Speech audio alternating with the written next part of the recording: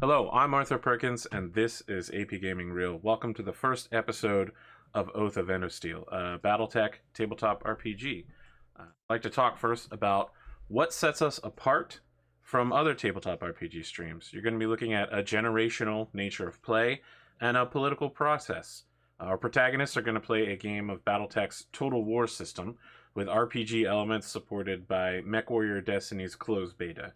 As years pass between battles, we will follow the story of their families, their heirs, their decisions, and the fate of both the planet Whittington and the Inner Sphere at large.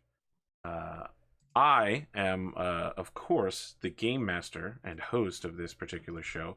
I also have a regular Battletech stream called Battletech: A Time of Total Warfare.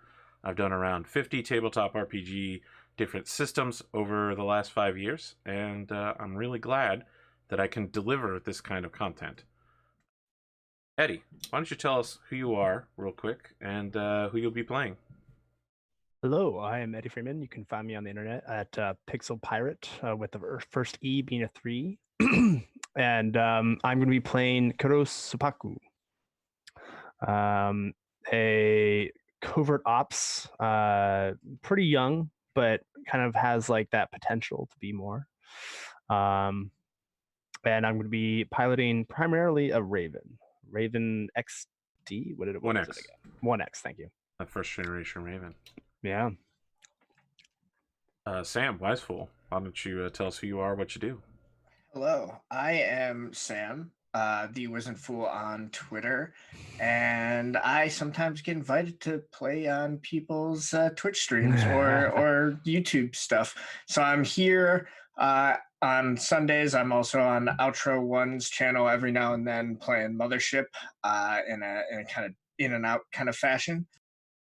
And then on Wednesdays, I'm on Unmade Gaming's channel, and we are currently doing Dark Crystal role-playing game. So that's what I do on the internet. And I'm going to be playing Lachlan McDougall, the noble and virtuous knight of House McDougall, ready to reclaim his family's former glory and maybe forge a new, more virtuous and righteous narrative for our knighthood. Yeah, I was gonna say your family's glory doesn't seem like it was ever that high. Yeah, I mean, but we're still down, like, right? Like, we're never that high, but we're still down from what we were, which is not great. So there's work to be done here. And yeah, I have no experience playing BattleTech at all until we started like practicing for this. So I'm Same. excited.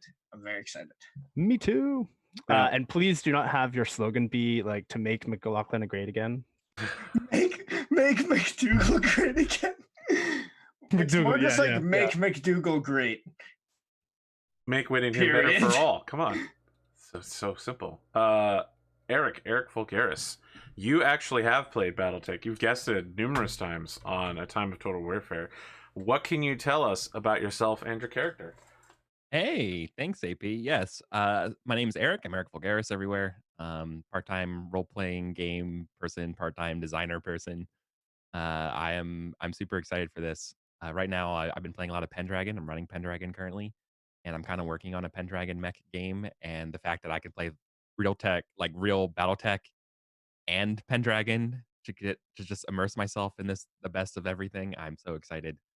Yeah, so my character today is Jasper Hiroka of the Order of the Dragon Slaying Order of St. George. Right now is the proper term, and yeah, I will be piloting Raiden, which is a Hatchet Man 1F, 3F. 3F, 3F. On the overlay. What I said.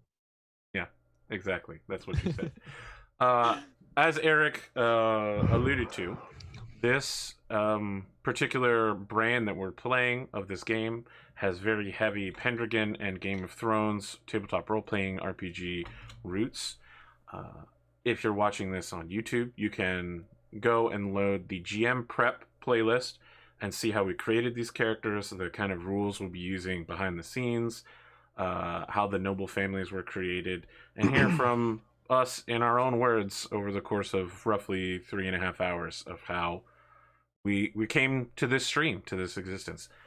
But if you're less interested in that, but more interested in what the heck is Battletech, in the description section of this YouTube video, you'll find the Battletech lore primer, which will fill you in on the story of Battletech and its major factions, and the Battletech quick start rules, which will walk you through how to play the Total War battle game. So I got a little Star Wars style intro for us to go in, you know, text scrolling on the screen as we move into this. It is the 31st century and mankind is once again at peace. Although the battlefields of the future are dominated by huge robotic war machines known as Battlemechs, the pen has won over the sword. The Federated Commonwealth Alliance documents have brought economic prosperity and military coordination between the Federated Suns and Lyran Commonwealth. In response, the Draconis Combine, Capellian Confederation, and Free Worlds League have signed a defensive pact, the Treaty of Captine. With a stalemate brewing, Archon Katrina Steiner declares peace from the Lyran realm, and humanity breathes a sigh of relief as 100 years of war come to a close. The Inner Sphere and Periphery make up the 1,000 worlds of human exploration, a circle surrounding Holy Terra. In the realm of House Davian's Federated Sons, on a lonely world at the border of Inner Sphere and Periphery, peace could not come at a better time. Countess Lake, her extended family, and most of the planetary nobility were enjoying a weapons demonstration, a yearly fair of Battlemech prowess, when an ammunition loading accident combined with an unsecured armory led to the deaths of all involved. The planet grieves its beloved Countess and now turns to her 2-year-old granddaughter, Harmony Lake, for leadership. Shinji Moritomo Lake, across the celestial border in the Draconis Combine, senses an opportunity to return to greatness. He holds a claim, tenuous though it might be, as a distant relative of the Lake Main family. A campaign to return Whittington to its rightful place in the Draconis Combine has begun, and the issue has divided the planet. 3 knights have returned home to take their place as heirs to the family line and be installed as barons of Whittington. From across the Inner Sphere, they have made their fame and fortune with sword and death. Their dropships descend from the sky on columns of flame, returning them to the seat of power, bringing with them powerful battlemechs with which they can enforce peace and justice. So, our opening scene is the 3 of you, old family friends perhaps. Your fathers and mothers all were knights of Whittington and barons themselves, walking towards the local spaceport's high-end exclusive noble and CEO establishment, a watering hole known as a place to lay your sword. While your battlemechs are removed by your techs from your dropships and arrangements are made to ship them to your family's ancestral holds, a place to lay your sword will provide you with comfort from the loud noises of a busy spaceport and a place to privately discuss the events of the Inner Sphere. When you enter, everything is wood-paneled and ancient, as you might once have remembered it from your childhood. Sliding doors, rice work everywhere. All of the lights are within rice panels, which give a warm glow and soft shadows to everything. A place for you to lay your boots and instead take slippers to walk upon the tatami mats. The concierge comes forward with hot towels, clean water, and says, "Ah, yes, masters, I am Emile, the concierge for a place to lay your sword. Great lords who have returned among us, barons all. I've set aside a private chamber for all of you to eat while your flight arrangements are made for your trip to the capital." Thank you. And Kuro just gives him a bright smile. I may have missed it. Did he say his name as well? His name is Emile. He is the concierge. Okay. Thank you, Emile. Please guide us. Yes. So Emile leads you to a small table set into the wall where there's a booth for you to sit down. A white noise generator is creating a sound masking to prevent anything you say from leaving the area of the table. This is old technology, one that will defeat any modern listening devices. And you can see that there's even a izakaya bar set up. So this is a traditional ryokan. It's a sort of Japanese inn establishment. It very much matches the old Draconis Combine ownership of this planet before it came to the Federated Suns. There's no one else here except the serving staff who eagerly await both your drink orders and any food, but privately leave you a place to talk, as the three of you have not met for many years. Kuro immediately looks at me. Please, a bottle of whiskey, the finest. He turns to Lachlan and Jasper. Jasper will just only ask, just tea for me, please. I won't order food until because we're waiting on somebody, right? Yes. Yeah, that's right. I won't be ordering food until all our guests arrive. I hope you're planning to share that bottle. Of course, among friends. I'll have a glass as well, then. So he... I was going to say, order fine whiskey? I did. Yeah. Fine whiskey. Okay. Fine whiskey. So let's be clear. I said you're at your finest. Yeah. This is the kind of bar that you don't get an invitation to unless your net worth is in the millions of C-bills level. They don't serve cheap whiskey. Yeah, they don't have cheap whiskey. They don't have cheap anything. Sure, but to us rich folks, this small inn's type of like nice whiskey isn't exactly what I would consider nice whiskey. Yes. Right. So yeah, that's fair. Right. So I kind of snootily kind of look down when the bottle is going to be presented, because I know that whatever the maker is of it, like right. That's the best. Yeah, we judge the maker. We've also all been off planet. Like we've all probably been places that would make this place look kind of like a backwater, right? Yes, the Whittington is absolutely a backwater. Yeah, okay. we've been in the shit, so I would say that like as soon as Emil leaves to fetch our drinks and we enter into the booth, Kuro would immediately like pull out a device and begin just kind of like, you can never be too careful. It's the bug scanner, so I'm basically looking to see it's clean. Okay. In fact, the bug scanner reports that the sound masking unit on the table is in fact interfering with its own operation. That's how powerful it is. Excellent. It seems that they offer good service here. And would sit down in the corner. So after a few minutes, they return with a bottle of Timbiki, which is a very famous Lyran Commonwealth brand Timbiki spirits whiskey. It's not quite the highest end that you could get from the planet Gangari, where you might find the Northwind Highlanders trying to go get some whiskey, but it's still fairly regarded as quite good. Kuro would pour McLaughlin. Sorry, I'm still getting you. Lachlan is the first name. Lachlan. There we go. Is the last name. I'm still getting everyone's names in. Sorry. Yeah. No. It's tough. Okay, so Lachlan, Kuro would look over to Lachlan and pour like them a nice glass and pour themselves a glass. Swirl it around.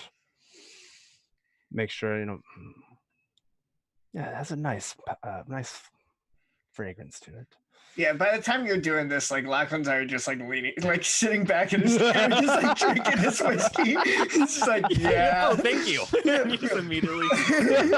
So your server has left a third shot glass left upside down and a pot of deeply red black tea for Jasper.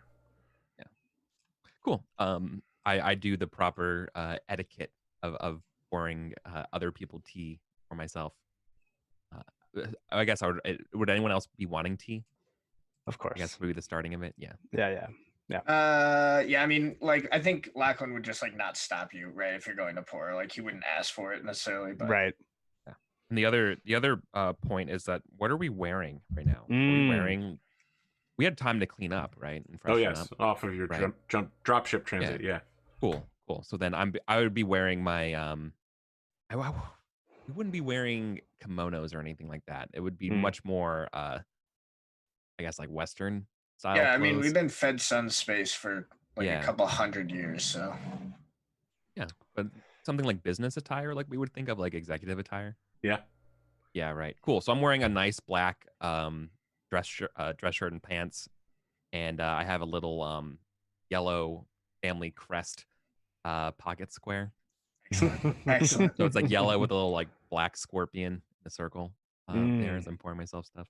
I think so. Like Lachlan has been spending the last few years on Solaris, which I'm imagining as being like the Las Vegas planet, more Yeah. or less. Yeah, That's absolutely what it Uh, is. So he very much has like a suit that's like maybe like a bit too much for this, but would like fit in very well on like Solaris. Like it's like the kind of thing also that you would You got expect. 3 unbuttons. You're 3 unbuttoned deep. You know, Right, Your chest and, is- and it's just like a wildly colored suit, right? It's like super well made, super fancy, like probably too expensive and nice for the context, but also just like way too like colorful and out there.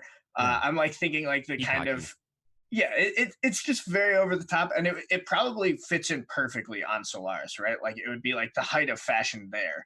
It's just like everyone's a little bit like, really, dude, when you wear it here, right? You're bringing in the hot couture over here. Exactly. No, and and of it's course, not like a good look. Lachlan, of course, sees it as the total opposite, right? It's very much like he is sticking out like a sore thumb, but to him, it's just like, I can't believe how everyone dresses here. So backwards. A man enters, and you could see his approach coming because the outside of this place has a sort of one-way mirroring effect that allows you to look at all of the dropships taking off and landing. You can see that there's like a media circus following him as he approaches the facility, but I wouldn't even say strides, he prowls towards the entrance of a place to lay your sword. He's a Korean man. His hair has been done in stripes of silver and black that are clearly dyed. Tall, but not overly tall. Charcoal gray suit, vest, dress shirt. He looks kind of like Al Pacino from Ocean's 13. His hair is just completely wild in between the striping effect, and as he enters, he stops to Emil, hands Emil a business card after a quick discussion, and Emil approaches your table and says, my apologies, my lords, Sir Maximilian Jacobson would like to drink with you as a proposal for your ears. And he presents you with Maximilian's business card. This is not who you were waiting for. I see. Do we have an estimated time between when we're going to be? Should be a few minutes before Sir Lake Reincolt arrives. I was off at school, like learning about like parliamentary procedure and other noble bullshit. Is there any way I would like know of this search my knowledge databanks to know about this? You don't person? even need parliamentary procedure. The advertisement you got during the 7 days of dropship travel to the planet are more than enough. Jacobson Unlimited has been moving in immense circles commercially. They appear to be one of the leading conglomerates on planet, so much so that they simply buy other companies, then lay off any of the extraneous staff and make an extremely lean commercial business. They used to be only in commercial goods, but now they're expanding into every industry that they can get their hands on. It would be pretty rude to snub this guy. It's a little rude for him to approach you as well in this private location, and you are a whole level of noble ranking above him. Totally. Your knowledge would be that he was made a knight only for his money, his contributions to the Countess Lake. I like you would see Kuro just kind of like, we're not here for him, but you two have decided what you'd like to do with him. Yeah, I think go ahead. We should hear what he has to say. Yeah. Back from the front, and now we got to do more business, just our life. That's how it's going to be now, don't you realize, Lieutenant, rather? We talked about that. He's like, yeah. now that we're all dukes, we'll have to handle these sort of things. Barons. We cannot. Barons. Yes, well, I know, but I just can't be bothered with the proceedings of nobility. Come now, you have a drink in your hand. Let's hear what the man has to say. Fine, we have a few minutes. All right. So Emil is leading him to your table, and Maximilian simply picks up a chair from a table along the way and then sets it at your table and sits backwards in it. Yeah, and leans over it, right? Yeah, exactly. Sure. Emil seems shocked at this complete lack of courtesy for the very procedural way that this place works. But what can you expect of new money? He says, Maximilian Jacobson. I'm sure you all have heard of me, my lords. Sir Jacobson, a pleasure. I wished to introduce myself when you got back. I was actually hoping to speak with you, Baron McDougal, in a more private setting. Well, I want to be the first of us among us, as I kind of like look at my tea, to congratulate you on your current performance on the stock market. Allow me to express my condolences over your family's loss. I appreciate that. And what handsome battlemechs you have all acquired in your journeys. I expect that you'll be needing parts for those mechs. Resupply, ammunition, electronics. Just a quick aside, we like that's basically like the advertising, like as we were dropping, like we would just see like Jacobson Unlimited Electronics. Get all your supplies here.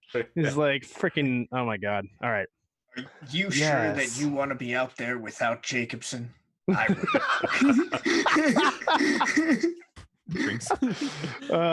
I just take a sip and look at him, and then yes, I suppose you do supply what we may need. Battlemech parts are hard to come by on Whittington, and I have a fleet of dropships and jump ships. So he gets a business card holder out and puts 3 cards on the table face down. I reached one, and as is like knowing kind of the courtesy from the small amounts of covert training, or the amounts of covert training, I look at his card, and then I put it in front of me. Yeah, business, the rights of business card trading is an important part here. So yeah, of course. Yeah, I see. Lachlan will take protocol. Yeah, I absolutely. would hate to take up my lord's time any more than necessary. Baron McDougal, I will have my office arrange to contact your estate, for I would love to sit down for a private discussion with you about transportation rights. I look forward to it. So as he's leaving and dropping 100 C-bill note for Emil, the person you've been waiting for, the regent of the planet, Sir Erwin Faber Lake Reincolt, comes in. On his back is a massive, wide but not long sword. When people view this sword, the staff here, they seem to hold it in some level of reverence, as if they thought they would never see such a thing in the flesh. We know what it is. Yeah, especially with my training. It is the sword of House Lake. This is the sword by which you might swear the oath of Endosteel. Oh, I see.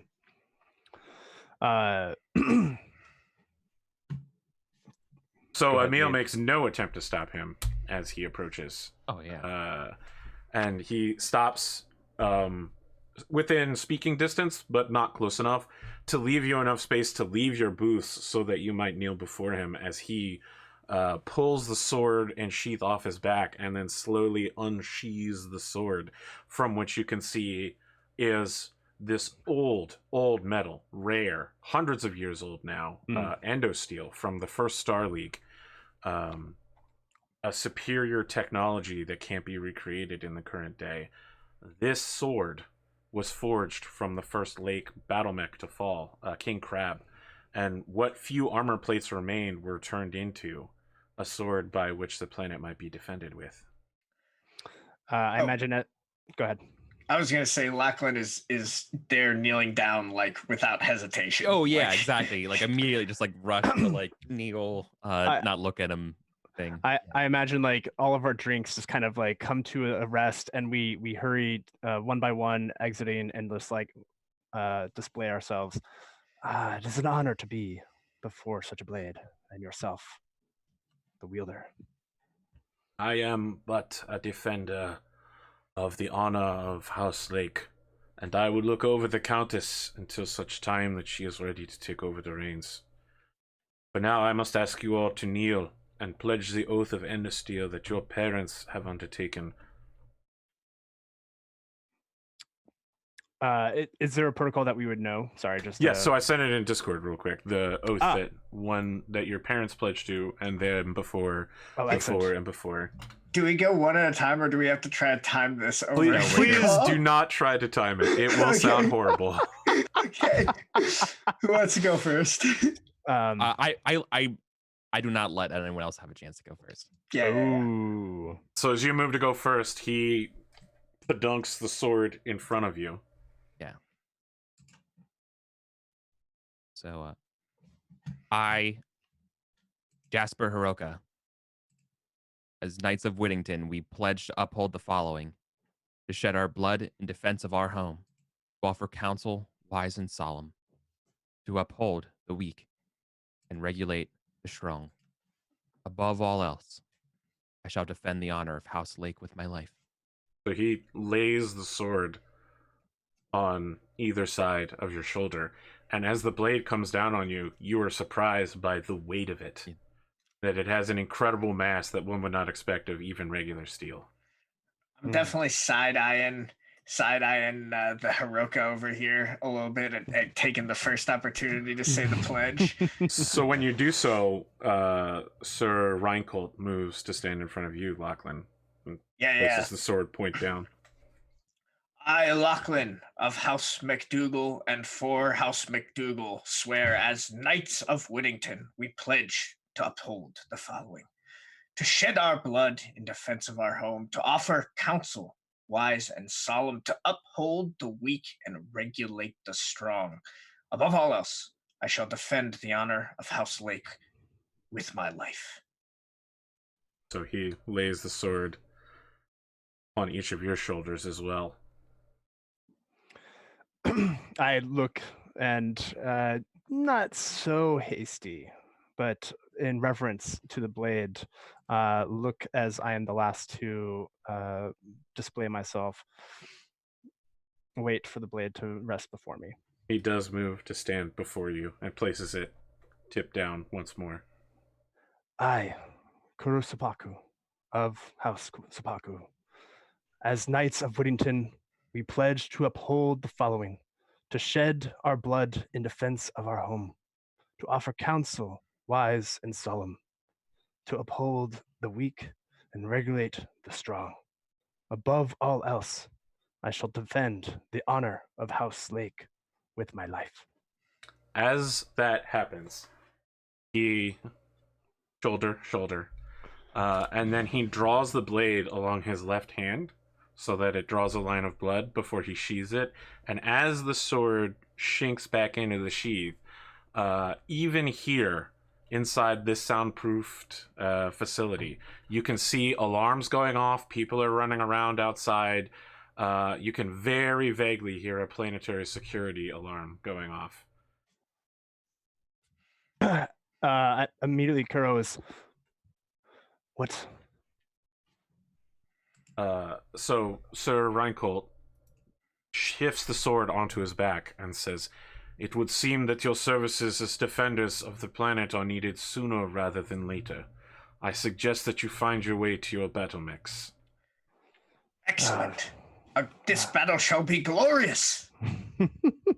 As we get the three of you running to your Battlemech, you get calls from your various techs indicating to you which landing plot your Battlemech is at. We can see that they're all being loaded onto either aerial transports or ground transports to be moved back to your family homes, but the techs are quickly undoing all of that. They're quickly setting up like a private changing room so you can switch into your Mechwarrior gear of just shorts and a cooling vest, and that's it. Within 15 minutes, they have you fully equipped and inside your Battlemechs. Question: is there like a breathing apparatus, like like those kind of like masks? Like No, but there is a mask? big helmet that goes on your head. Yeah. Oh, cool. Called a neuro A helmet. neuro helmet. Yeah. It reads your body's internal, what do you call it? Not gravity, but sense of balance to transmit to the mech. So interesting. your brain controls the mech's ability to stay standing. Oh, very cool. Interesting. Okay, I didn't know that. So you receive word from one of your techs, Baron Hiroka. Hmm? Edward Davies, your chief tech, says, "My lord, a dropship has landed outside of the hold. It has off-put 3 Battlemechs, which are now threatening the Hiroka farmlands. I'm providing nav coordinates." You can see he's dropped one fist over his heart. And your cameras automatically trace the source of the call and like zoom in on him on your main screen. Oh, I love it so much. Absolutely.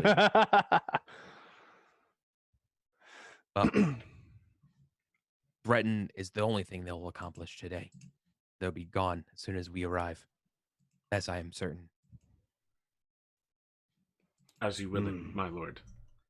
So all of your tech teams are getting in the like chase vehicles, your repair and rearming vehicle, and your mechs kick up to speed, cruising speed, in order to make your way towards the Hiroka farmlands. Nice. Do we bring like our tanks and stuff? Not for this battle. Real quick, none of you even have tanks yet, so. Oh, we have tankers. You have people that can drive those things, but you do not have the actual. Is it too on the nose? Real quick, is it too on the nose to call my farmlands the Shire? No, that's amazing. Okay. Oh my god. Yeah, I thought my familial seat of power would be called Shireton. So Shireton is perfect. I love it. You would definitely be answering, like, if you grew up there and were playing Burning Wheel, you would definitely answer the yes to living in a clean and happy place like the hills of the Sound of Music. Yes. Oh my god. Oh wait. Uh-oh. So let me introduce our battlefield and our battle mechs for this battle. Rusty hardy folk. We're looking at the farmlands of Hiroka right here, wherein we're going to do our battle today. You all will be approaching from the west. Your enemy will be approaching from the east. Let's see if we can do this cool thing where we get a good look at your mechs. Kurospaku's Raven, a 35-ton scout mech. In this corner? Yeah. 75-ton Black Knight, piloted by the Lachlan family's heir. Sorry, the McDougal family heir. A enormous heavy mech, almost an assault, capable of immense firepower. And a very recently designed hatchetman carrying a massive hatchet at medium mech size, meant for engagement with smaller forces. Opposing you are Draconis Combine Ronin Samurai, all bearing the same Mon crest on their battle mechs, including a 70-ton Warhammer, which is old and very venerable machine, easily the match of the Black Knight, and some might even say, despite its lesser weight, heavier firepower and armor. Oh boy, this thing Warhammer's not to be trifled with. This thing's got 2 PPCs. Holy shit! A 50-ton Hunchback. We've also got a Panther in there. Sorry, go ahead. The 50-ton Hunchback, not the traditional design with the autocannon, but instead armed with 8 medium lasers. Many weapons, each not having a particularly high level of power, but fired in unison, quite dangerous. And a Panther, a design well known among enemies of the Draconis Combine as being a scout mech capable of either long or short range engagement with very high firepower. As you approach from the western end of the meadow, you get a open communication from the opposing forces. I am Fujiwara Oji, Ronin, in service to Shinji Moritomo Lake. I have come here seeking honorable combat against one who is among your force. Lachlan McDougal, you consider yourself a knight. This old samurai would offer to face you in one-on-one combat. My family has served the Draconis Combine since there was such a thing. And my sword, which you can see he holds it up on the video, has served my family since the time of the sword hunt on Japan. Lachlan is just ecstatic about this. He's got a big old grin. Are our mechs all in the same place? So we're already flying in, right? You're not flying in. Your mechs have to run in here. So you're essentially... Gotcha. So your mech's way too much to follow regular non-battle mech roads, so you have to off-road your way here. Gotcha. Okay, that makes sense. All right. Yeah, so Lachlan is just like says to in the personal comms, like between the three of us, is just like, all right, let me handle this. And then like broadcasting to everyone is just like, I accept. No. No. This is just a private. This is private comms between the three of us, right? Yeah. Saying, Honorable McDougal, you gamble with lands that are not your own. I'm so jealous Wow, of that. audio effect there, Eric. Wow. That's perfect. Yeah, that's he's amazing. good. Yeah, I think he just ignores. Just going for it. He already said he was going to accept. So just to be clear, No. So we have this is only a duel between the Warhammer and the Black Knight. The other forces are going to engage the rest of you. Oh, it's not just single combat for the result. Yes, that's correct. It's just that. Oh, I'm sorry. Okay, just that the samurai wants to samurai it up. Oh, I'm sorry. Yeah, sorry. That is way more clear. I really thought this was going to be all or nothing, and it's like, well, dude, of course you're going to accept it because you're either going to be A, dead, or B, your lands aren't. I think your butt doesn't have to cash that check. I assure you, Jasper, your lands are very much still under threat. I think maybe that's good. Maybe he'll just like shout in the comm as he's like, after he shouts I accept, he'll just be like, this is perfect. It'll get the Warhammer off your back. Just take care of those other two. All right. With pleasure. I think you got them angry somehow, but we'll see what we can do to calm things down. I know in character about the blood mark, right? Yes. Yeah. I'll just say that. I'll just be like, oh, they're probably after me for the old family blood mark now that I'm barren. No matter. You're just real blasé about it. Oh my god. I can take my duties so lightly. Indeed. Brutal right. critique. I'm just brutal. So brutal critique is a great name for a ship. Okay, sorry. Allow me to ask, one among you must direct the others in combat as your tactical leader. Who is the leader of this particular combat? All right, Kuro, let's roll. You versus me. I have a +4 to my leadership tactics roll, so I'm looking at a 13. Before we jump into this, I feel like there has to be a little bit a moment of role play here about between us being like, why would you take the lead? Because I guess it goes back to like our rapport amongst each other, right? Sure. Yeah, totally. Right. So I know you're the better commander, but you know these are my lands, and so you have to request permission from me. Is the way I see it, right? Like, I see. Yeah, that makes sense. Like, which should be me doing it, but we both know that you're the better one. So is this like, do you just like assume it, or do you ask me? I do ask you, because like decorum also just between those of our bloodline of the ages, the houses that we reside in. I look to Hiroka, or what's your first name again? Jasper. What's your first name? Kuro. That's right. Yeah, we'll get this. We'll get this until we get call signs. Yeah. I say in personal comms, I say, Jasper, do you want me to lead, or since these are your lands? I know you have a greater stake in this than I. No, we have a greater stake, but I know that I want the victory. You are the better leader. For this time. Very well. And remind me again, it's thank you. Remind me again, it's my tactics. Then 2d6 plus your tactics score. Okay, 2d6 plus my tactics score. Yep, we got some. Right, d6 The is where they at. 2d6 dice roll right up here. Okay. Wait, what?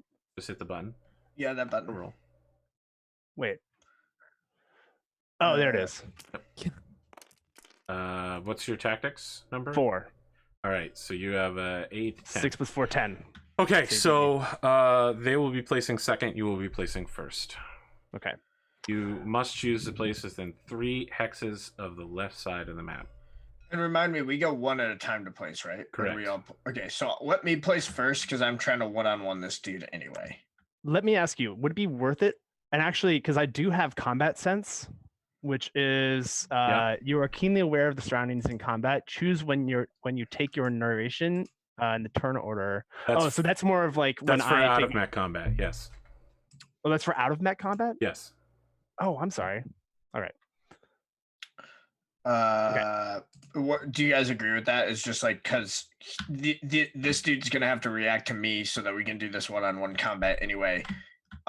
He's got a little bit more long-range fire, but I mean, like, I feel like I matter the least positioning-wise. Especially since he's called you out. Yeah, I think that's fine. So it's like if they interfere with that like samurai duel, like that's just like faux pas. Oh yeah, no one would do that. Yeah. So just to note, these roads are on a raised hill, so it takes an extra movement to move down off to the plains land. So I guess I'll towards the river. Oh, that's cool. Yeah. Oh, it's like kind of like farmland, right? Yeah, that makes I guess the question is, sense. do I want to run along this road? Because I'm gonna have to get a lot closer to this dude. This dude has way more range than I do. Sure. Can you run towards a road and then take cover somewhere so you don't have just like open shot, like towards forest? I was thinking about running to the road and then getting into the water and then just chilling into the water for the coolant. And so yes, you will get to add extra heat Hold on. dissipation for any heat sinks that are in your legs if you're in the water at depth 1 or greater. That's kind of what my like basic plan. I'm sure like they're gonna work around that. So this person wants you though, right? Right. This person wants you, so maybe you can use that to your advantage as well. Ooh, taunt them into like closer combat. Yeah. Sure. Taunt them into closer combat. That's not a bad idea. Okay. How well you know this person, right? I don't know them well because like I'm back in town, but yeah, we can give that a try. So I guess I'll start on the road and then that way I can start getting closer and then we can pull off the taunt. Nice. That makes sense. Okay. Cool. Hammer will start here. It's a metric. Okay. Oh my goodness. Your team is up. I think I'll deploy. I will also be going on the road. So I think it makes sense for me to go ahead and start on the road there because I'm going to be moving up. What do you think? All right. Makes sense to me. Have you taken your hand off the piece? Yeah, my hand's on it. Okay. Just making a chess reference. I know what you meant. The hunchback shall be symmetrically deploying. Last but not least. Yep. So question for you all, because I am reminding myself now what I want to do with my ECM. Because I basically want to, let's see, that's kind of my plan, is to essentially hang not back, but like somewhere central that I can easily move between cover to prevent like direct lines of sight. Okay. Just remember, in order to turn Ghost Mech on, you have to choose to do so at the end of an end phase. So at the end of your turn, you have to say, next turn, I'm turning Ghost Mech on. Right. I'm reading that now because it's just a massive blob of text. We'll walk through it piece by piece, but essentially you make a contested piloting skill roll against them. Okay, cool. So you should be kind of close to me, but not like side by side. I was thinking, I think like the go-to strategy should be to try to help Eric dispatch the hunchback as quick as possible. Okay. And then, because you're not going to win any like one-on-one fights, right? Like we Nope. don't want you to go one-on-one even against the Panther. So like if we can get Eric to destroy the hunchback quick with your help, then Eric can just shut down the Panther because he's a class heavier. Sounds good. So run up with Eric or with oh my god, Jasper. So yeah, Kuro will run behind Jasper and come to the. I'm wondering if I should dip off into the forest. That way, I just have more obscurity. Or would I don't even know if that matters right now. Like, because nothing they have is going to be in range by the time this turn ends, right? I think their longest shooter is the Warhammer, and oh no, so the Panther and the Warhammer both have things with 18 long, but 18 is the farthest anything's got. So we got some time here. Yeah. All right. So yeah. Right. Where do you want to place? Let's see. So I can move within 3 feet or within 3 hexes. Okay. Let's see. Get myself. So I'll just kind of come in behind. Well, maybe you consider is I'll go next to you. Stay off road. I probably shouldn't have deployed on the road considering that since I can jump. Oh yeah. Good point. Oh well, now we're learning. The Panther is deployed. Yeah. I had not thought about your jump jets. Fuck. Whoops. Yeah, that's a goof. Oh well. Okay, now we're gonna roll tactics again to see who acts first.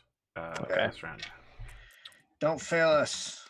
I will do my best. 14. Oh my god, you suck. Incredible roll. I know. Pretty good. I can't. Oh. Oh, 11. Suck it. What's your plus? No. My plus is 4. Okay. 15. Yeah, 15. You actually do go first. Yeah. I'm sorry. We go first. We go second. You go second, so you get to react to our actions. You do listen. Well done.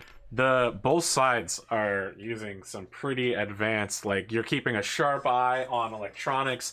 The Warhammer commander is simply like, move with caution. I sense that they have trickery in their midst. I do not recognize this Raven Battlemech. My first to move will be the Panther jumping 4. And it's going to land and use the road as cover. Because the road is 1 higher than it, so it's like resting its arms at the top of the hill on the road. Yeah, is that kind of the same with this road here? How do I ping? Sorry. Just tap tab. That so like these roads up here are all raised by 1. Yep, correct. Cool. All right, so since I moved at least 3 spaces, but not 5, I get a 1 movement modifier. But because I jumped, I get a +1, so I have a 2 blue for my 2 jump. It is now your turn. All right. Who do we think should go first here? I mean, the Panther went first. Either me or Eddie should probably go first, right? I'm thinking Karu and I should go.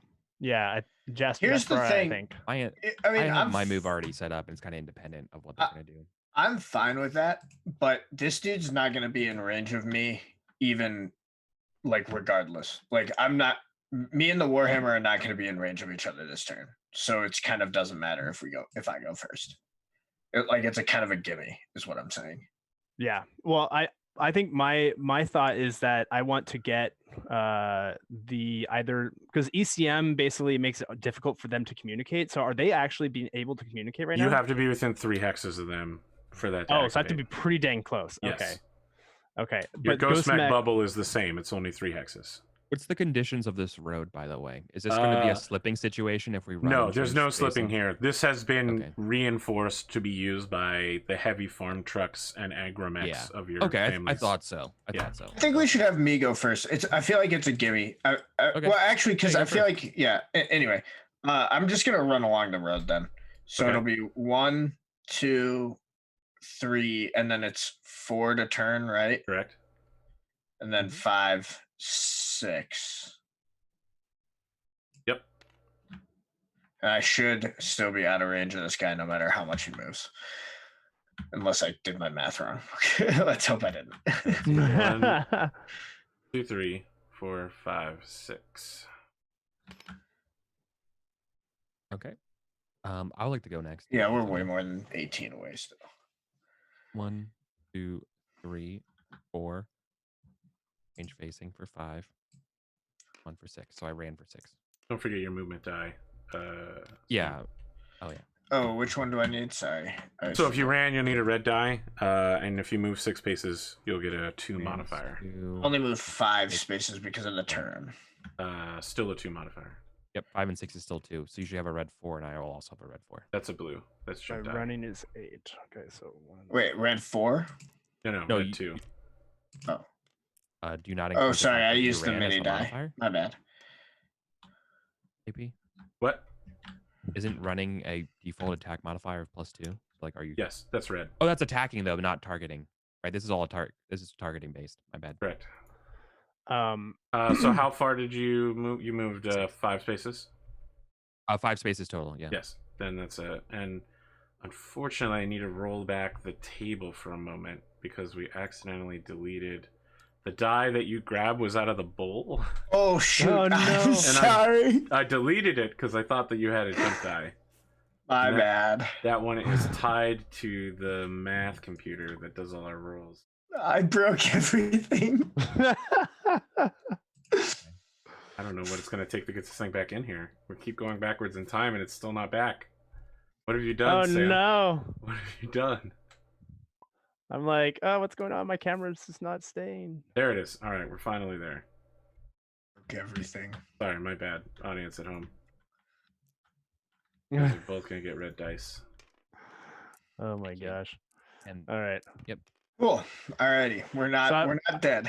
And is it my move or did you go? Sorry. It's my turn. The hunchback is going to move 1, 2 to turn, 3, 4, 5, 6 in a run.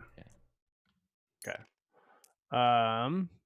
Let's see. I think what I'm gonna do is I'm kind of thinking moving in here and facing forward. Because this road is like one up, so I'd get cover from that, and then the light wood obstructing me. Yep. So if there's more than 3 tree cover, you can't see through it to the other side. Yeah. So this thing of trees is preventing anybody from seeing in either direction. Yeah, and like strategically, I guess I didn't realize that the ghost mech and the ECM was like within 3 hexes. So it creates a bubble around you, so anything that passes within that circle is affected by the ghost mech. I see. Your ECM, you have to be standing within 3 hexes. They have to be within that bubble to be affected by the communications blockade. Got it. So it's kind of like I sneak up on them and like do some electronic warfare, and then they're like, ah, fuck, ah. Okay. So, but it's still a close up move, is what you're saying. Correct. Got it. Okay, that's fun. So I'm gonna, I think I'm gonna move up here. So I got 1. Pick up. Come on. Just book as far as you can. 2. Yeah, I got 8 movement, man. 3. Then I rotate. For 1 more. 5, 6, 7, and then I rotate again. Yep. For 8. That'll do it. Nice. And then I grab one of these. Yeah, you'll be removing a red die, and because you moved 8 hexes, you moved 6 hexes actually. You'll get a +2. How do I remove it from the red die? You have to grab it quickly. You have to. All right. So and then I just enter 2. Okay, I do not believe anyone is within weapons range of anyone else, so let us remove our dice from the table and prepare for the second round. Cool. Sounds good. All right. All right, Captain Kuro. Or I'm sorry, Lieutenant. I keep saying Captain Kuro because that's Captain Kuro is a character from One Piece, so it's really. It all ties together. I have a 13. You have a 13? Oh, I need to roll. Let me do it. Come on, baby. +4. Fails. Oh, Box card. Yeah! Unbelievable. Okay. 16. You go. All right, AP. You move Both first. times I made great rolls and I still lost. Still get wrecked. That's a total of a 20. 3. No, sorry, 4, 16. Yeah, 5, 16. 6. Running. I'm feeling that You- flow. I'm Are you feeling that Okay. flow, doing AP. 4 hexes? 4 hexes. So So you get a 1. I guess I go again because that Sure. way you guys can react to one of them at least. Exactly. or- We're getting it. I appreciate us talking about this, but yes. Um. Getting Okay, into that so flow. it takes this is two- 18 hexes right here. Yep, but it takes 2 for me to get down, right? Yes. Okay, so we got 1, 2. That would be 4 to get here, right? Yes. And I have then a question. 5, and I can't get into the woods because that Because would it take, would take 7. 6, 7. Yep. But you do have obstruction by most of the. Yes, 'cause you there's have more than 3 three tree between you. cover between you and him. So he Yeah. can't even shoot at me. Correct. He's- All right, he's- yeah, you're totally that's obscured. good for me then. Let's do that. I have when we were getting into our I have a fictional question for when we were getting into our Battlemechs during the montage scenes. Hmm? Is it very common for Battletech hangar base to have the dudes with the visors down like on a Navy carrier with the semaphore lights? and Yeah, stuff? yeah. That's what your tech Okay. team does, your Aztecs. Yeah, okay, good. All right, good. That's what I'm making sure. All right, thank I you. kind of imagine It's vital. yeah, I imagine us like sliding into our mech outfits, like the helmets kind of coming up on top of our heads. We and have then, the like, anime montage yeah, with like yeah, exactly. spinning. Yeah, exactly. All right, he's a fast boy. 4-6 is uh-oh. not a fast movement profile. That's I know. that's almost as slow as you can get. 3-5 is I crawling. know. I'm the same thing. I'm the same way. Oh, we have boy. the exact same thing, except with the exception Unless that you're I have a a better jump shot. urban mech with a 1-2. Okay, so the hunchback pilot turns heavily. It's not that he slides, but he's moving his mech at top speed. So as he turns on the dirt road, there is a enormous movement of earth in the process, and he turns and charges and is partway across the bridge behind a large wooded hill, blocking your view. Battlemechs are a nightmare for the road conditions. It's a real problem. All right, So I know what I'm gonna go first, Eddie. If you want to see what the Panther does and react to that, because I'm going to be going probably in shift. How do I ping? It's ultimately up to Eddie, but I feel like in 9 times out of 10, he's gonna want to go last just because like you're so much more fragile. Yeah, you It's wanna so much respond. more important that you have the most know where information. everyone else. Yeah. Yeah, Well, right. yeah. You play with the most information. So I was thinking Right. about just jumping into these woods here and doing that. Eddie, is that Yep. going to ruin you though at all? I you're don't thinking? think so, because Cool. like Then I'm just gonna do that then.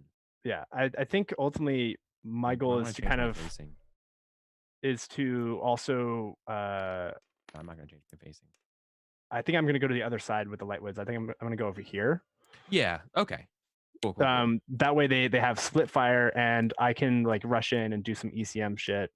Keep in mind, um, you getting into those woods though. That road is one elevation above you. I as know well. I've got lots of movement though. Okay. So the Panther jumps to use another set of hills as a turret and has direct line of sight on the Hatchet Man now. Uh-oh. And incidentally, also the Black Knight. Yeah, that's a great. spot. He's in an incredible sniper location. If he shoots me, that would be Invalidates the duel, correct? Yeah, I mean, exactly. how? I know. It's Listen, gonna go on me. how much do you trust perfidious Draconis Ronin. Combine Ronin Yeah, raiders yeah. that have landed on your planet? I am a noble knight bound by chivalry, and I expect my opponent to act the same way. The good news. Ooh. The good news here is that Panther's going to have a clear shot on my back once I fight this hatchback. That's the bad news. The good news is though is that I'm pretty sure my hatchet will kill the hatchback in its back. Like one shot. We'll see. Listen, if there's one thing I've learned by watching major sports broadcasts is that a coach should never ever guarantee victory before a match. All right, so this would be Alright. 2, and then it's another 2 to get down. Yes. Okay, I so don't gain any benefit for fighting on my home turf, do I? No. Okay. I okay, thought so You it's do like, gain get a up loss. I'd If ask, you though. lose this battle, they're going to 2. raid your home. Yeah. Okay. 3, I understand. 4, 5, 6. Yep. 7. 8, 9, because you have to go up to get into there, and it's trees. Oof. Probably don't want to go there. Yeah, I don't think you can. If you go over, if you actually go over to those woods somehow, you're out of All right. sight of the Panther. 4, 5, Which is probably what you want. 6. Isn't he unless you- invisible to Do the Panther you want to right bait? now? He's currently Yeah. invisible to the Panther, yes. Correct, because of elevation and woods. Yeah. No, because of the ghost mech. I thought. No, Well- it's the woods. Oh. Ghost Mech has not been turned on Three yet. woods means no invisibility. So well, actually, Ghost if you're Mech- And in Ghost Mech doesn't make you invisible. It just makes technically you harder to hit. you would be invisible here. You would Yes. be invisible.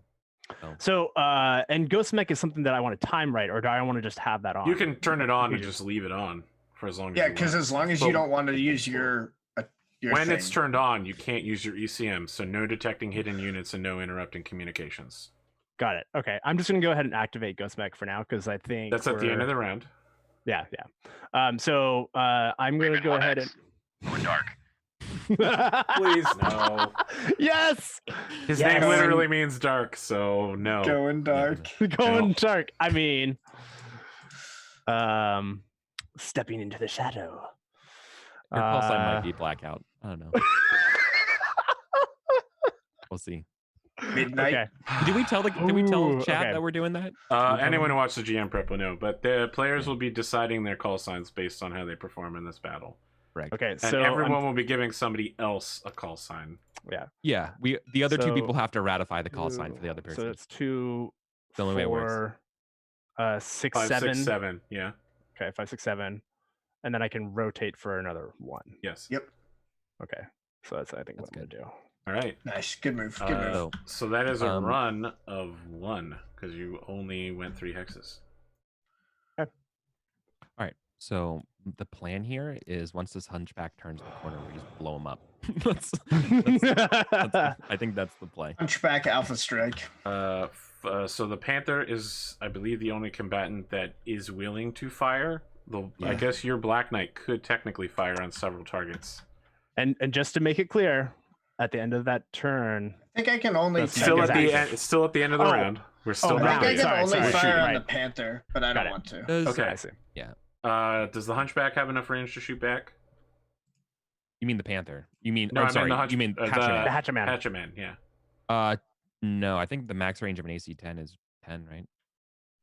The ideal range? No, it's 15. I've got. I don't have line of sight though, do I? You don't have line of sight, and you definitely don't have range. I'd be 15. Which I Okay, think is so it's a long Oops. range shot. So I'm starting at 4, 5, 6, 7 for jumping, Oh yeah. 8 for woods. I technically would. 12 for range. 13, 14 for your movement. So 14 is an impossible shot. He can't make it Yeah. and won't bother. So you Same. get, as you jump into the woods, you see it's jumping into a wooded hill area, and it gets a target lock on you, but does not attempt to fire because you're both moving at the longest possible range. Yeah. You hear like the like like something's on you, but you're like Wah, wah, wah, wah. Begins. the dance. Let us remove our movement dice, and this is probably the one where you're going to see combat. So this is the one where you really want to win. Yeah, we gotta win this one. Fuck. Okay. Big money, big money. Dun, dun, dun, dun. 11. Ooh. Nope. I you think I win got it. by 1 Oh. once again. Yeah. So painful. Yes. Well, I also have wait. edge, right? So I could use the edge to reroll if I wanted to. Is that You don't. correct? Yeah, that actually. Sometimes it would be worth it to do it on initiative. I'm not sure this would be the moment yet. Right. But sometimes I'm just that saying. I'm absolutely just, Definitely is worth not. it. it's more Definitely just a not if we reminder. win already. Warhammer's gone. The Warhammer And- charges towards the water. All right. It just like goes through the hill. It doesn't even go on top of Just the like hill. It just waves. goes through it. Yeah. Okay. Waves of water just splash into us or towards us. The Warhammer's got a missile ray on its back, right? Yeah. It's got anything marked with an R fires in the That's rear. that's arc. its SRMs though, right? It doesn't have anything here marked as rear. It I'm would sorry, say just on SRM its 6 shoulder, right? R. Yeah. So Right, it's on yeah, the its right torso, torso. yeah. Yeah. Yeah, no, we just see the like the little flap for the SRMs like Right. like open up and they're like see the little warhead tips. I mean, they show that. That's right there a in the really model. offensive move, considering. Holy shit. If you want him, come and claim him. What's wrong, Black Knight? Are you afraid? I think I should probably still go first again for the same reasons we've talked about, right? Oh yeah, brother. So let's see here. So I was facing this way.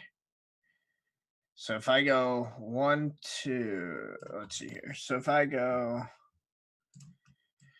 1, 2, 3, 4, and then turn for 5. I'd be 1, 2, 3, 4, 5, 6, 7, 8, 9 hexes away. 9 is not really that optimal for me. He's got a red one, which isn't that bad. It's like a 3 against to hit. Yeah. It's Basically, a 1 to hit him. He takes a 2 to shoot outwardly, and you take a 1 to shoot at him. Are you within fire range? I gotta get a little closer to be in good, really good fire range, but Sweet spot I'm range? about there. Yeah. What of your medium lasers? You got So you can, okay, so here are the two things I'm thinking. You can large laser PPC him right now. Yeah. But here's the thing I was thinking of is either I can go really aggressive and go turn for 6 and get over here, or I could go 1, 2, 3, 4, and then just turn for 5 and shoot at him from the woods. Are you running at that point? Yes. Yes. Anything more than 4. I wouldn't. In both cases, Yeah. I'm running. I think you would. Walking just confers +1. The only basically like the difference is like if I go onto the road, then it makes it so that I can get to water next turn, which is like this guy's obviously just trying to post up in the depth 1 water. The thing is, the Warhammer can or I probably can stay in outdamage the you. trees. So you have to measure like how much damage you're going to receive versus how much damage you can get hit by, right? And like this like you're going to get hit by 2 PPCs. If you get into medium range, you're getting hit with SRMs as well, and that just gets bad times. I'd point out that the majority of Lachlan's firepower is more medium. Medium range. It is. And fighting inside a PPC's minimum range hurts a Warhammer quite a lot. True. All right, so maybe I should just book for the road and try to close distance as fast as possible. Right. Mm-hmm. I think booking for the road is the right call, unless you feel confident you can maybe start chipping away at it from where you're at now, and see if it wants to approach. I'm gonna book for the road, and you that do way see I the can middle territory by doing that. Right. I think this is the move because this way, if he wants to get into the water, he has to get into like my. He has best to duel you. Yeah, stuff, like head to head. Yeah, of course. Right. You're gonna make him pay for it. Mm-hmm. Yeah, I like exactly. that. Perfect. I like this move. Yeah. Okay. Good call. Okay. So that's a red 2, right? Because you moved 6. Or how many hexes did you move total? 4. So I moved 4 because I turned. Oh, so it's a red I 1. went up to. Yeah. All right. Yeah. So anything above Right, 'cause you 4 went is red. 5. Red 2. You ended up moving 5 spaces, but you Because I had to go up elevation and turn 4 so hexes. Exactly. It's fine. Cool. What's the shortcut for doing that ruler thing again? You hold tab. Oh. The Highlander. I'm sorry, the Hunchback. No. The Hunchback slows its approach behind this large hill. Highlander, you can have the Shire, dude. The Hunchback slows its approach to like a 95 hide ton assault behind mech. some woods and a hill to prevent the Raven from getting a good shot on it. That's so Raven. That is so Raven. Listen, you need to get that out of your system because I'm not going to be able to do a whole season of that. Okay. Well, hopefully I survive this round. So it just walks, though, right? Yes. Yeah, it wants to fight. Mm-hmm. It wants to fight me. Of course it does. But do you need to move closer to? I mean, are you going to go bridge or water, or do you want to move forward? That's the question. Because you want to make sure you don't have Panther, and I want to get into a position where I can help you. Maybe if I run over to where you're at. I'm thinking actually. Oh, sorry. Before we do denying- this, let's absolutely see if Ghost Mech activates. Oh, sure. Yeah. Okay, so it's piloting skill, you said? It is now. You make a piloting skill roll with +2. So you need to roll 2d6 and beat your piloting skill +2, which is a 3. You need a 5. I need a 5 with plus. You needed 5 or greater on 2d6. All right. I got an 11. Ghost Mech is now activated at a +6. So what does that mean exactly? Just so strategically. you so I can- are currently attuned. If a weapon during the weapon attack phase passes through the ECM bubble, the controlling player made a successful piloting skill modifier. The attacking player must make a piloting skill modifier before making a 2-hit roll on the weapon. The only modifier is the piloting attack skill plus the MOS of the weapon ECM unit. I know that sounds like a lot. What it means is if anyone shoots a weapon through your bubble, they have to make a piloting skill at +6. Okay. In order to not be affected by this. Okay. So the difference if it fails to make that piloting skill +6, the difference is their roll minus your roll divided by 2 is the new 2-hit bonus that they'll have to hit. wow. So having a +6 is considerable, right? That's like automatically looking at quite least a a high plus- number. Yeah, that's at least like a +3 or something like that, right? Well, yes, if they don't match your skill, correct? Right. Okay. So here's the thing. Yes. Started out friends. It was cool. It was all fun.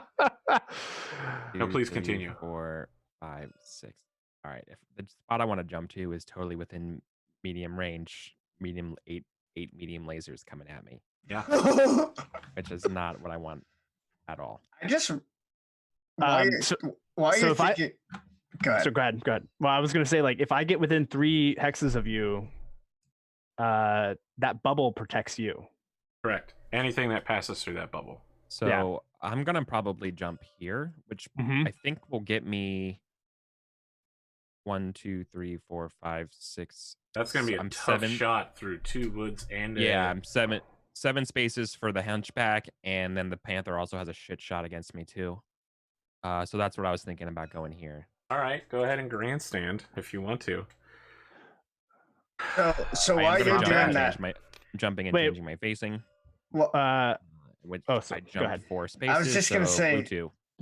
while we're mathing and stuff, I was doing a quick 1. look, and I realized that if I shot with every weapon that is in range right now, I would end up immediately getting 18 heat and having to avoid Oh my shutting down. You got to chill out, you're man. a Black Knight. Yeah, You're going to have to figure out your go-to. Yeah, you have to Definitely pace, you have to cannot pace shoot yourself. You don't everything. alpha strike. You don't I actually mean- alpha strike. You have to like pace yourself. You're like first salvo, second salvo, first salvo. I'm second only salvo. going through 1 woods. So whichever helps you manage your heat that way. the panther to is not adjust going this. to move. Yeah, it makes sense. Move is not moving.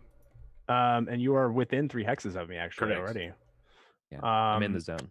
Let's see. Is there a place that I can get a shot? Is the question. It's going to be tough. Your weaponry is pretty short-ranged. Well, let's see. I've got 9, right? Anything that gets you within range of that hunchback is going to get the hunchback in range of you. Exactly. Fair. And then Hunchback has 10 lasers or something like that. 8. Oh my god. Yeah. 8 medium lasers. Let's see. If I just move up 1, that might be just a move up there, because that still shoot. gives me like a pretty good block from the panther here. Let's see. If I do this here, like I'd still have, so I'd still have lots of cover from the panther, even with their height. Yes, you would be able to see the panther. No, neither of you would be able to see each other. You would each have 3 woods between each other. All right, so I'll at least move there. So, and then can I like hold a shot? No, I can't hold a shot. Like if the hunchback moves or something like that. Nope. Okay. Because we've already done movement. So you'll need to put Blue a 1? 6.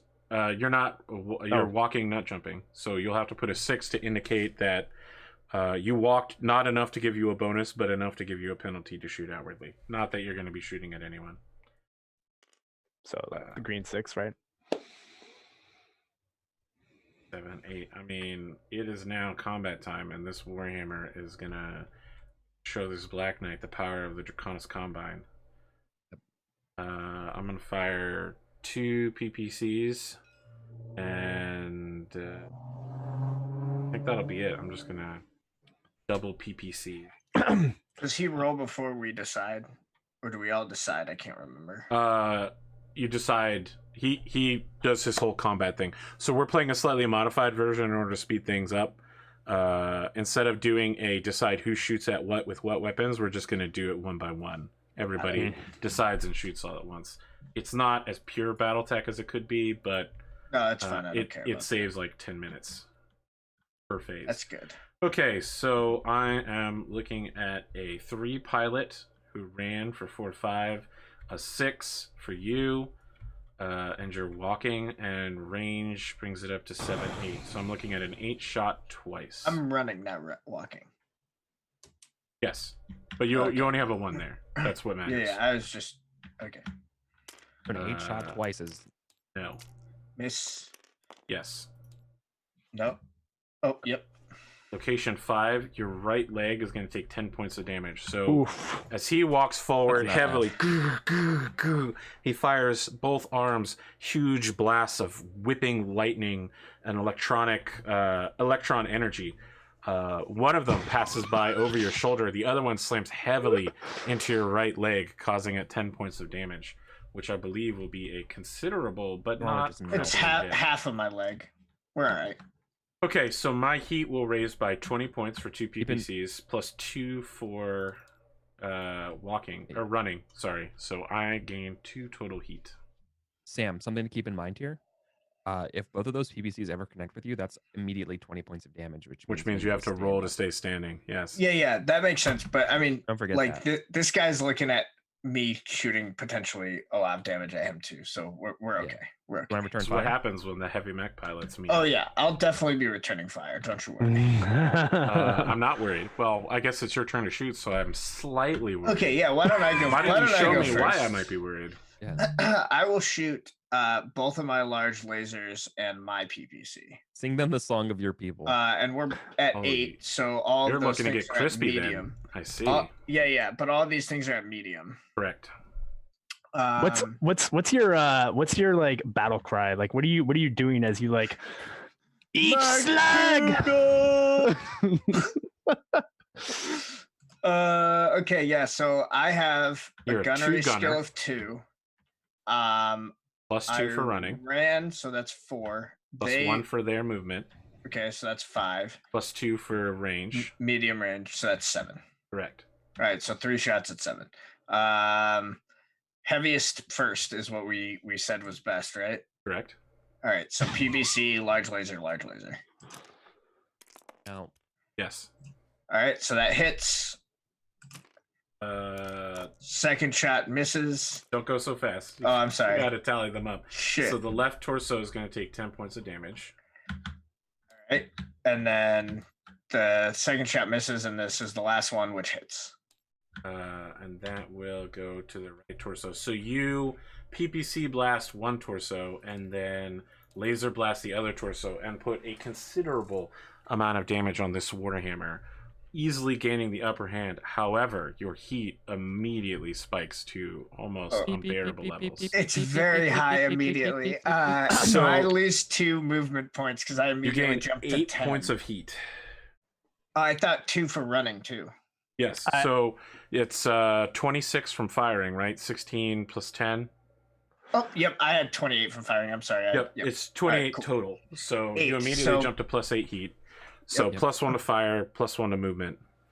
I imagine Kuro is like looking at displays of his teammates or his like his I mean, lance. he just jumped into a yellow zone from the blue. yeah. No, you I'm like, I mean, do you have a thermal? Do you have thermal all of your imagery? mechs have thermal. yeah. Right. I, So your flare vision is just like a sun. There's just a sun over there. and I'm like, watch your heat, McDougal. I got it. McDougal knows what he's doing. It's like really hard to shoot this mech without overheating. Not gonna lie. Yeah. 15 hexes. Black Knight runs hot. He knows what he's doing. Yeah, Okay, he's a so hot. He's a hothead. That is. 4, 5 for the woods, 6 for your jump. Sorry, this should be a 2, right? Did you went at least 4 spaces? I did. Yeah. Yeah, so that should be a 2 because it's 1 plus 1 for jumping. Oh, that's right. 4, 5, 6, 7. Range will bring it up to 11. And you have to make a piloting check before, right? Yes. Because he's within 3 hexes. So let's make that piloting check Connect. now. His Activate. piloting is a 5. See So he needs a 11. we see the cycling little like tone thing. So the difference between 7 and 11 is 4 divided by 2 is 2. So this pushes his possible attack up to a 13. He's trying to get a lock on, and there's like It's 3 like- hatchet mans now. Yeah. Like, what is going? How do they respond? Like, is there an RP? Like, do they? He doesn't fire, but you can hear him scream "Bakana" over local communications. Do they think there's something? Here's the question. They know that we're doing it. They know that that's not a problem with their systems, right? Or is it They have actually no on- idea. Electronic Right. warfare has not been on the battlefield for quite some time, and they clearly Correct. don't recognize what a raven is. All right, so the panther is unable to fire, which brings it to your turn. Okay. Are you going to be firing it already? I don't think Can you I? I can. don't know. No, you can't see anything. Right. Okay. Technically, you can see the warhammer, but I think it's way out of range. 6. Yeah, you- I've got a range of 9, max range. I'm pretty sure I did the math, and I'm pretty sure my medium lasers. I have 2 medium lasers, which would be the ones I'm shooting. I would be hitting on 12s on boxcars. That sounds right to me. So you start at a 3. Oh, You have Yeah. another 3 for jumping, which is 6. You have 2 woods, which is 7, 8. You're shooting at long range for Question, yeah. for anything that has 7 For- hex. +2, right? Yep. Is there any way that I can And assist? then then plus he 1 for the walked. movement. Yeah. Let's see. Remember, So I that's don't 11. think 6, 7, 8, 9, 10, 11. Yep. So I'd be shooting on 11s. The question that I had though is that I'm actually at height 0, not height 1, and That's so fine. there's this 0 and there's actually a Oh, you're level correct. You 2 won't hill. even be able to shoot over this. Yeah, and I it's don't too think high. Oh, yeah you can't like- shoot back either. That's correct. You right. are- Okay. the 2 of you are not tall enough to see each other. yeah. Mm. Okay. I believe that will bring this combat round to a close. Let sounds us like it. withdraw our dice. Do you want to? I want to call out who's the hunchback pilot? Are you? I mean, he hasn't introduced himself. Would you Right. like to? Oh, absolutely. Let's see, what's his name? Oh, it's 4P. You did. Hunchback, 4P. Name yourself. Wow, just a straight up call out. My name is Yoritomo.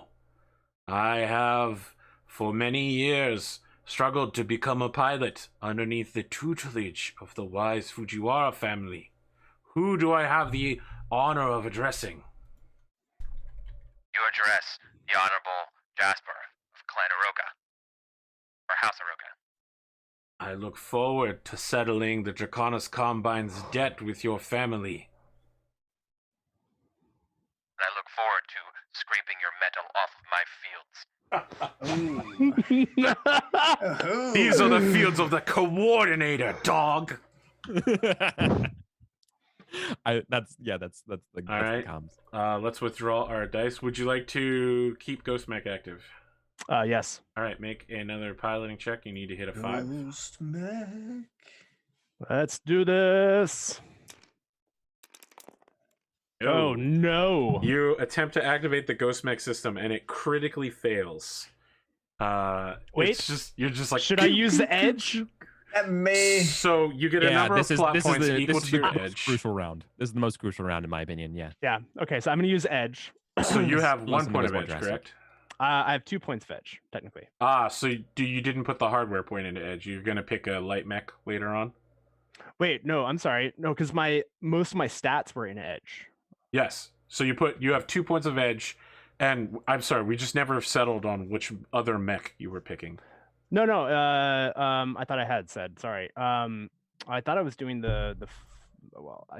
like folks were talking about it all in the chat, and it was great. But the whatchamacallit, the flame one. Oh, the Phoenix fire one? javelin. Fire. No, I don't think it was the fire javelin. Well, either way. The fire starter.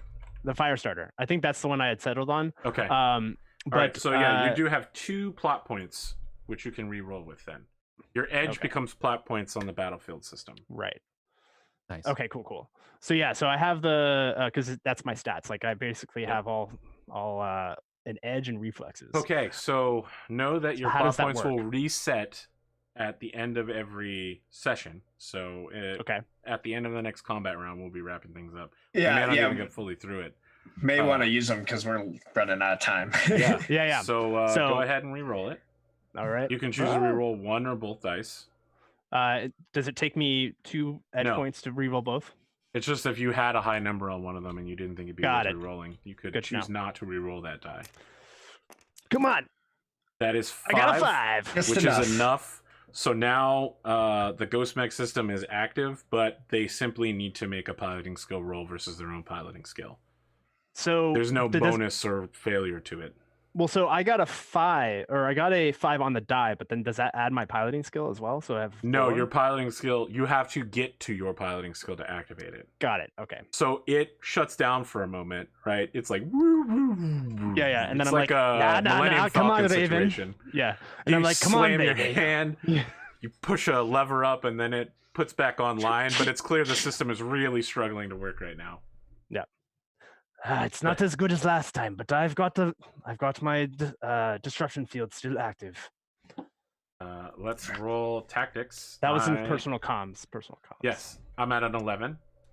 You're rolling well. I'm rolling average. Seriously.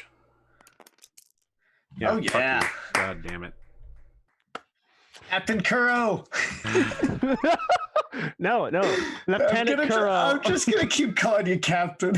Hey, I appreciate. You know, the Panther will not move. We're gonna have to flush that Panther out. All right. I need to know what this guy's gonna do before I go. I think, Okay. If that's okay with you guys. So let's see. What's the range of the Panther? I would know this maybe or no? Yes, it's 18. 18. So like if I move out of my current location, like move forward, it will or become visible. I will become visible. Wait, so like the Raven, the Raven would have the moment of us just going like.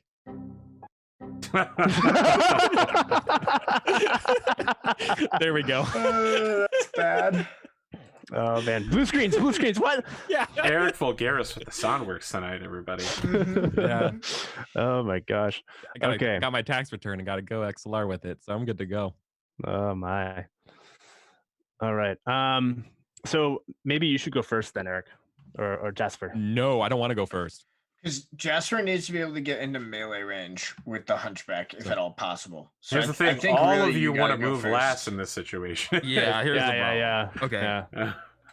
But you have to move first, right, AP? I did. I'm not moving the Panther. Chose not to move the You're not Panther. choosing not moving the Panther. Yeah, he's messing with us. Right. I can messing with you. I mean, let's be real here. Hondo the Mad. We can buy another round. I'm an antagonist. I'm not allowed to antagonize. It's true. Do you want? You want to buy another round? We can buy another round. I can no kind one's of buying fall me back around. and Jeez, I can force the Hunchback to come out of the cover to try to fight us. So like if we kind of like fall back a little bit, and then also means the Panther won't have a good shot on me either. Do you want me to move back one? I'm pretty much gonna I can fall back here. Oh, you can just jump jet. I don't even need to move. Okay, yeah, go for it. And no one else can see. And if I do that, that means the Panther won't be able to shoot me, and the Hunchback turns around, it still might be able to shoot me. And if they're dishonorable, they'll go after the Black Knight. But guess you gotta they might think our ECM shit might be dishonorable. I don't know. We're not in a samurai duel. They are. All right. The alternative though is that I jump to here, which would also mean the Hunchback has to move. It means the Hunchback has to move. It means the Panther can't see me. Just note that if you are there, you also still can't see the Hunchback because you're 2 levels below the top of this. Yes, but the Hunchback's going to move, and it's probably going to will absolutely move. It's going to probably walk right there and just shoot me all on the side. It would be suicide to enter into melee range with a hatchet man. Yeah. There are places it would move to shoot you. Standing next to you is not one of them. Yeah, it would probably have to go there. Okay, I think draw them out. Is there draw them out? Draw them Okay, out. so then idea number 1 is going to be the plan. Cool. I'm Okay. going to jump Okay. here. Give yourself a jump marker. Yep, jump in 2. 1, 2, 3, 4, 5, 6. All right, he's in Aggressive. range with me. That's a walk of 0. All right, so then you do your move so I can see what this freaking Warhammer is going to do. Okay. Let's see. Yeah. Which I think makes sense because now the hunchbacks would. I mean, let's see. 1, 2, 3, 4, 5, 6, 7. I mean, because he's in woods, right? You cannot see him, and he can't see you. Got it. Okay. You might just want to stand still because I don't think you can be targeted. Yeah, I don't think I Correct. can right now. You're You can both move by not moving. You both have 3 woods between each other because Yeah. you're both standing in woods. Yeah, Yeah. just stand still.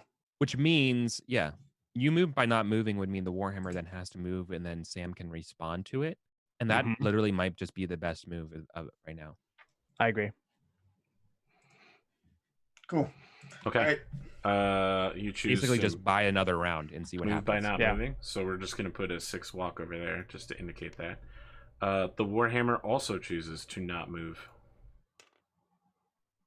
Uh-oh. It sets itself into a wide stance shooting position, brings its arms and torsos into alignment, and simply follows whatever the Black Knight does. Uh-oh. If you want him, you have to go claim him. Big problem is I can't get into minimum range for his PPCs. I'm gonna Not this round anyway. You got to cool off. Get in the water, dude. Run to the water. Just remember, going into the water forces a piloting skill roll. But you are also a really good pilot. I am very good. I don't think I can get to You- the water this time. He has no modifier What if to his you- what if attack you roll run- unless you confer one. So keep that in mind. You're going to get hit by 2 PPCs for sure. What if you Unless run you- to? What if you run to the bridge? Can you do that? Just know that bridges are a viable military target. Those bridges can be destroyed by fire. That's fair. I was more thinking like he could jump off the bridge, but you know. Yes. You don't recover heat by being on a bridge. Like you would Correct. on No, water, I- right? Yeah. It was more just like the direct all. path. Yeah, direct path. I was thinking, but yeah. I'm pretty sure I'm gonna eat his PPCs no matter what I do. Yes, you are. He's And gonna now- eat my heaviest hitting shit as well. Exactly. The question here is how much do you I want? think the thing is I gotta move to the water because I have to take a. Actually, maybe this is the turn that I back the fuck up and just spend a turn reducing heat. Like You wanna stepping use- back you wanna- over here. If you're not going to shoot to reduce heat, then you want to move as much as you can. Right. So if I like If turn, you You're move running- backwards, think these you woods- can only these- move at walk speed. These woods might be your best bet. One of these woods here, and then getting into the water next turn Yeah. would be your best bet. Because this way you're moving, you're going to run and get cover, which is probably I your think- best defensive option. I can get to this tree is the farthest I could get. I think. Can you get into the Um, water the following turn? Yes. Yes. And that might be your best bet. Also, I don't know what I'm talking about. So No, I mean, now getting into the water is actually going to be pretty hard because you have to take a step down penalty plus the water penalty. It's 3 to move into the water, I believe. okay, so then you're gonna have to use those woods to your advantage right there while you're getting hit by PPCs. I mean, can you go like here? Oops, it's not working. You There dissipate. we go. Here. Dissipate 20. So you can fly Yeah. over. Anywhere around here? Can you get anywhere around there? No, not really. Because that also I'm gets you. just going to move you back to your original facing. Oh, sorry. Yeah. Just for now. No, I moved down the road. I thought. Did you? Yeah, that's what I thought too. I don't Maybe know. I'm going crazy. It's fine. I believe you. I just changed the facing back. I didn't move you any other hex than what it was at. Does normal water cost a move to move into? So that's not technically water. You're not going to get any heat benefit from that. That's like a creek that's simply too shallow to cover. The shallow even a feet. bed. Yeah. Shallow bed. We're talking like a foot or 2 of water at best. There's no movement penalty to move through that. It's just like moving through regular ground. Yeah, it might as well just be grass. Think Yeah. of it that way. But Are you trying to like it run doesn't straight look as forward? good. Like it's not a river in the middle. Yeah. Then oh No, I like it. I like it. this is like a pond in the you. grasslands. I still think your light woods is your best bet here. I don't think I can get there though, because it costs 1 to turn, 2, 3 for here, 4, 5, 6, 7. Yeah. 8 because you're going into trees and up. Oh yeah. Yeah, And you're in an exposed position where you're at, and it's going to be tough to get anywhere else from there. Run down the road, man. I think you're Guys, you're run not down the road. Yeah, just get closer to water. That's your only I option. want I to take think. your horse to the old town road, man. Yeah. All right, Or- little Nas X. Or All right. Is it easier to shoot the bridge? And does like that do something No, specific? well, yes, the bridge is easy to But it's shoot distractible. because it doesn't move, right? But it takes 50 points of damage to break these bridges. Okay, I'll just move here. All right. As the shooting round, the Warhammer is going to immediately shoot at the Black Knight.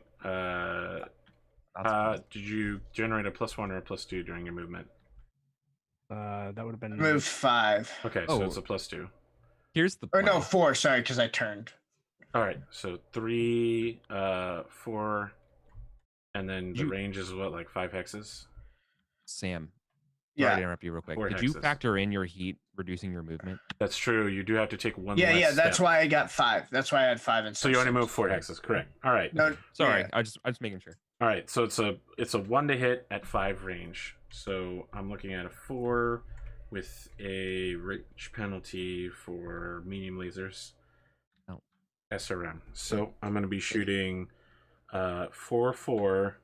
Is there a chance he falls off the bridge into the water? No. Dang. Someone there could you go. charge him and do that, but 4, I'll get into 4. the water next time. It's fine. 6, 6, 6.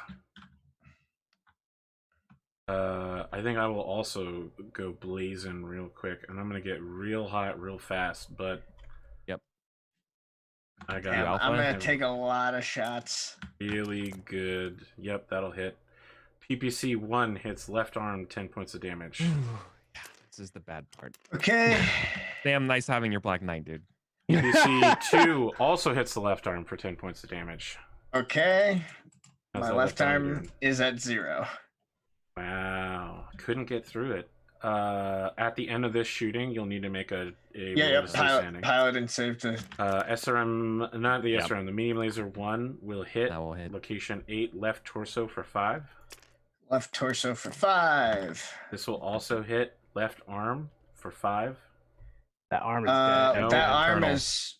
Yeah, so that's -5. Correct. So down here, Take it you'll out be of the reduced to 7. internal. Unfortunately, there is no critical roll on it for me. That's good for me though. SRM misses. I'm going to spend my plot point to reroll the 1. Your left arm doesn't have anything on it. 7 is a hit. That's center torso, and 5 on a 6-pack. So I got a 5, SRM 6. 3 missiles will hit. The first Okay. one will hit your right leg. Wait, how much did I do for center torso first? How much? Sorry, damage did I it's take? not center torso. I got it wrong. Your right Cluster. leg will take 2 points of damage. Okay. You have to do this 3 times. Yep. 2 more times. Center torso takes 2. Okay. That left arm, give it to me. 10 is left arm with a critical. Fuck. It's internal. Let me bring the crit dice over. So it's 1 damage internal. That's 2 damage. No, 2 Each of damage. these missiles is 2 damage. Okay, and then what happens? I rolled to see. Actually, I only need 1 die. And then he's going to scratch off something on your left arm. Yes. 5, which is your medium laser. So next round, not this round, but next round, that medium laser no longer exists, and you will not be able to fire it. It's the last medium laser on the list. Left arm. Yep. So this is where the Black Knight exceeds, because you have more weaponry than you can possibly fire. Losing it is Joke's not a on big you. deal to you. That was my decoy medium laser. Alright, I will should now I- need you to make a paladin skill check at +1 for the amount of damage that you've taken. And what do I need to hit? You will need to hit a 4. Oh, Not- that You might be called should be lefty. okay. You got a 3. I will. I think Plot point. probably want to You wanna spend my destiny plot that. point, right? yeah, you want to. Yeah, I will spend my plot point to reroll both. Okay. And we're good. We're There good. you All right. go. So your mech Looks gets a pretty little good. shaky from losing several tons of armor as you get lit up with a rainbow of red and blue lasers. 3 missiles hit you, while 3 more pockmark the land behind you, and 2 PPC hits, slamming into your left arm, which gets partially torn off. You can see it's dangling to some extent. That's got to give him some heat, right? Yes, Come it will. on. So the Okay, amount of thank heat God. build that he gets is 20 plus 6 plus 4 is 30 heat, which means he builds to 10 heat. Oof. Ooh, that's a quick 12. quick jump to 12. Oh boy. 12's pretty good. And I feel like That this sounds is right. where we should end this particular session. Yep. Yeah. Beautiful. With the aggravatingly powerful shots of the Black Knight coming next. What will happen at the beginning of the next session? Will Sam succeed at perhaps damaging his opponent? Will he damage his own heat into a curve that he cannot keep up? Your choices at the start of the next session are going to be extremely critical to your part of this battle. Choose carefully. Use Indeed. wisely. Yeah. Oh man, you haven't done any damage to him. No, Oh. I've done. Oh yes, he's done significant considerable Warhammer, damage to yeah. the torsos. Yes, Oh, there it is. Okay, yeah, Yeah. it was like he's okay. taken. I mean, a solid hit on either of his torsos is going to be exposing things he does not want a shot Right. at. Because there's the ammo. Where's the ammo at? Ammo's in the right torso for the SR. Oh, Definitely So- don't want that going off. Yeah, if Yeah. I can get a good right torso shot, that would be really good for me. That's a All good right, one. cool. Do you have an aim shot thing? No, no. Oh, So we're okay. not playing. Well, I'll let you guys play with the aim shot rules. Oh, But you need a Read targeting this, computer yes. to do it, I don't Okay. have that. which none of you have. Computer system. The for it. big question for me next turn is whether I hit him with the PPC and a large laser, or if I just go for a bunch of medium lasers and try to recover heat. But the problem is that I'm not sure how many more hits I can take based on Oh. what I just took. The Warhammer's not going to be able to fire back at you next turn. That's true. Any yeah. significant They'll fashion. risk shutting down if they. So maybe I just like only fire my PPC this time and then just don't worry about heat. Yeah. Cool. All right. Friends, folks at home, welcome to Oath of Endosteel. Hopefully you've enjoyed this first episode. Let us know in the comment section on YouTube. You can also hop onto Discord by going to twitch.tv/APGamingREAL, typing !Discord, or hitting the Discord panel. Join us on Discord to talk about Oath of Endosteel in the cast room. Did you know you can watch this episode first by becoming a Patreon subscriber? At any level, even the lowest level possible, you can go on Patreon and watch all current and previous episodes by looking through the timeline of posts that have been made. Thank you for joining us. We'll see you for the next episode. Thanks so much.